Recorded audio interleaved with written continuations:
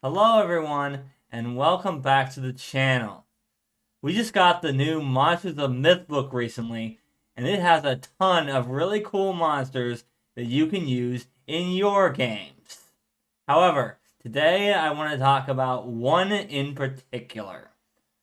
One that I personally think is a better final boss than most monsters. In fact, I think the monster I'm about to talk about can be scarier than Treerazer. I'm talking about Kothogaz, Dance of Disharmony. So why do I think Kothogaz can be scarier than Treerazer? Well, the problem with Treerazer is that it's just a beatstick. One that you probably won't run into unless you are specifically looking for it. And unless your party includes either a Leaf Druid, a Cleric of Gazra, or a champion, a good one at that, you're probably not going to be looking for Treerazer. But if Kothogaz is awake, then you can run into it itself or its influence anywhere at any time. Unlike Treerazer, it doesn't stay in one place.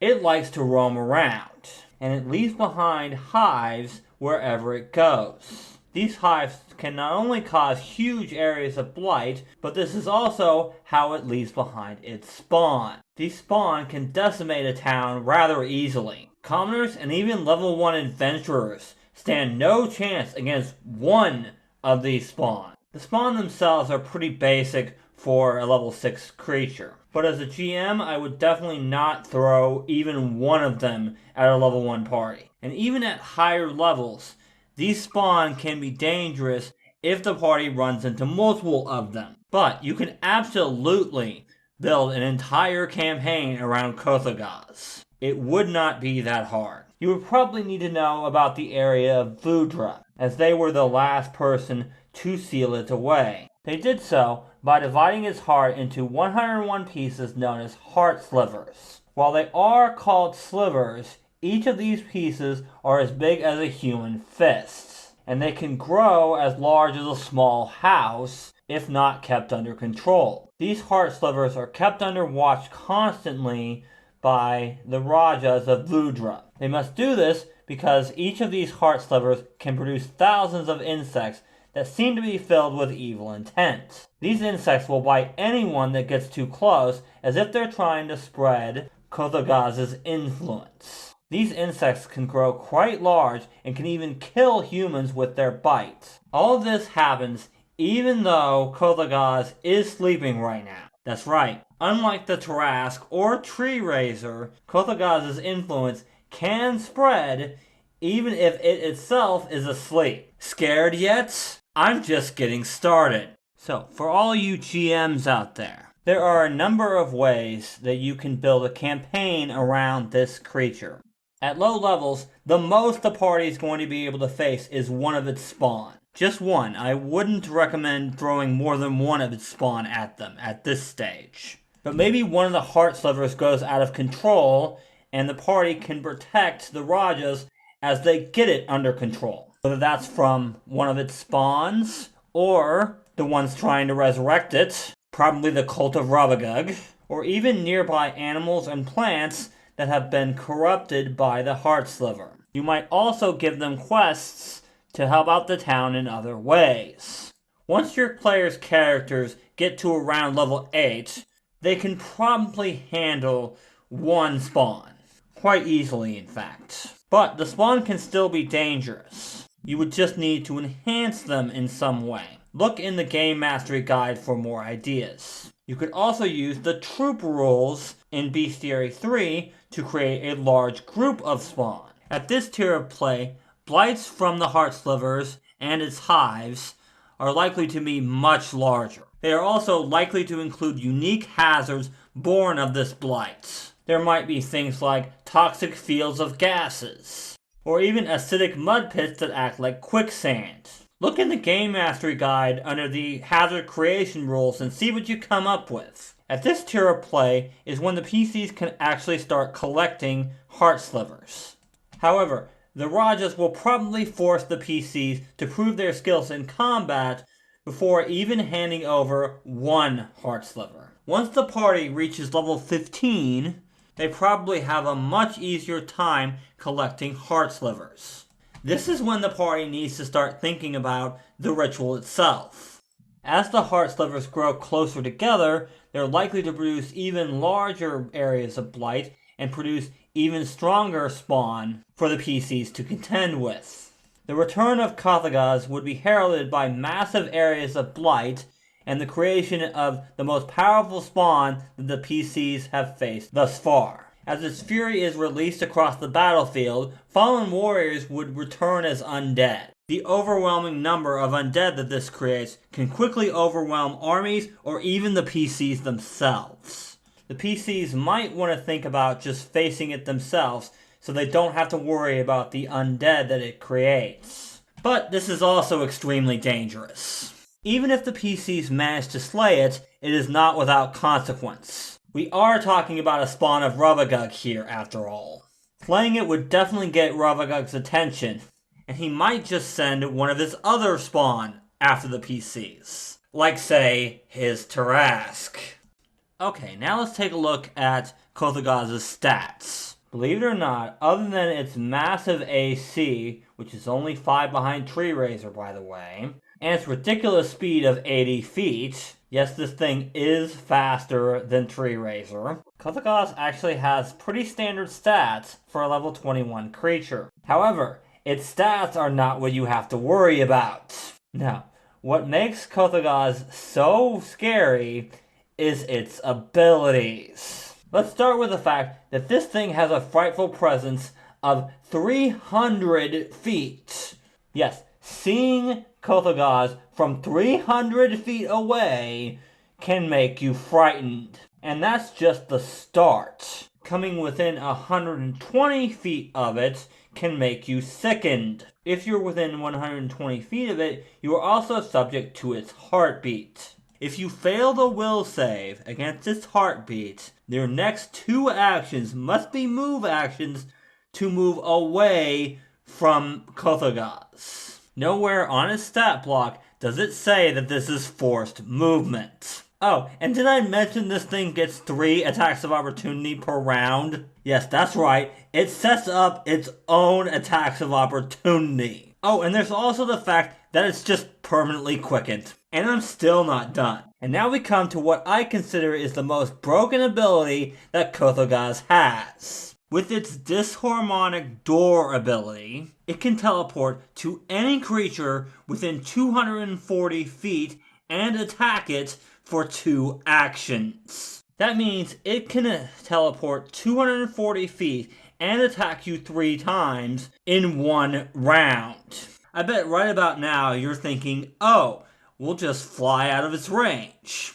Sorry, that doesn't work either. It can fly. Also, it can create a 10-foot radius, 200-foot tall cylinder of filth. Creatures in this area must make a basic DC 44 reflex save or take 60-10 poison damage. Not only that, but if you fail the check, you can't fly for a round. And if you critically fail, you can't fly for a minute. Yeah, in certain situations, this thing doesn't even need to be able to fly. And after all that, I'm still not done. If this thing hits you with its jaws or its bezoar, which is its ranged attack, you are exposed to many-eyed blight. Many-eyed blight is a virulent disease. That's right, you gotta make 2 saves against this disease in order to go down a level. At stage 1, it makes you stupefied 2. At stage 2, you're stupefied 2 and dazzled. At stage 3, you're stupefied 3, confused, and blinded. And at stage 4, if you die, you become its spawn. Oh, and if it hits you with its claws, it can just auto-grab you. No athletics check required. Just straight up, it can grab you. And now we come to the last 2 abilities that Kothagaz has. First, it can swallow you whole, which actually can be a way that you can beat it, but we'll talk about that later. And lastly, when it moves, it creates greater difficult terrain wherever it goes. This greater difficult terrain lasts until the start of its next turn. Any creature that enters or begins its turn in those squares takes 4d10 poison damage and 4d10 acid damage with a reflex save. If they critically fail on the reflex save, they take double damage and are exposed to many-eyed blights. If you're not scared of this thing by now, you should be. The only saving grace of this creature is that it has an intelligence of 4, and it's not immune to everything. For example, you can trip it. You can make it flat-footed in other ways. There's also a very specific item that you can craft in order to make the fight easier. This item is known as a Disharmonic Instrument. In order to defeat this creature for good, you must use this item in a ritual. This ritual is known as the Raga of Remembrance. This ritual takes 1 hour to cast, and you must defeat Kothagaz within 7 hours of completing the ritual. The ritual also requires 3 secondary casters and 1 primary caster. The primary caster must be legendary in religion or occultism. The secondary checks are either diplomacy or performance, nature, and then either religion or society. If the primary caster rolls a critical success, then as long as Kothagaz is within 1 mile of you, it is frightened too. It is also permanently destroyed if reduced to 0 hit points. If the primary caster rolls a success, then everything applies from critical success except that Kothagaz is only frightened 1. If the ritual fails, Kothagaz is still permanently destroyed if it is reduced to 0 hit points. However, Kothagaz is not frightened, and all casters take a -1 penalty on saves against emotion effects. However, if the ritual critically fails, then Kothagaz himself hears the ritual and transports immediately to the primary caster using its Disharmonic Door ability. Also, all casters of the ritual are afflicted by many-eyed blights. But getting the Disharmonic Instrument you need for the ritual is not easy. This instrument isn't something you can find in a dungeon. No, you have to craft this thing from scratch. And the parts you need for it are not easy to come by. First of all, it requires you to be legendary in crafting, and that's the easy part. In order to craft the instrument, you need 7 heart slivers, the formula for the instrument itself, and 55,000 GP worth of raw materials. Also, unlike most crafting projects, this takes 7 days to complete. So how do you get the heart slivers you need for these items? Well, there are 2 ways of doing it, both of which aren't exactly thrilling for your characters.